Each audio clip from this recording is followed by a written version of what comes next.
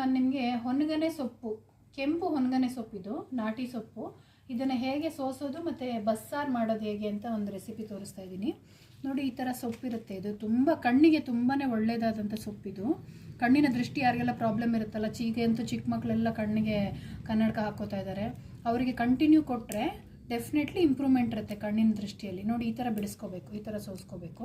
ಮತ್ತು ಇದರಲ್ಲಿ ಈ ಥರ ಬೇರು ಸಿಗುತ್ತೆ, ಈ ಬೇರು ಏನು ಬರುತ್ತಲ್ಲ ಈ ಬೇರನ್ನು ಮಾತ್ರ ತೆಗಿಬೇಕಷ್ಟೆ, ಬೇರೆ ಏನು ತೆಗಿಯೋಂಗಿಲ್ಲ. ಬರೀ ಈ ಬೇರೇನು ಕಾಣುತ್ತೆ ಈ ಬೇರನ್ನು ಪಕ್ಕಕ್ಕಿಟ್ಟು ಮಿಕ್ಕಿದ ಎಲ್ಲ ಸೊಪ್ಪು ಮತ್ತು ಇದು ಕಾಂಡ ಕಂಪ್ಲೀಟಾಗಿ ನಾವು ಯೂಸ್ ಮಾಡ್ಕೋಬೇಕು.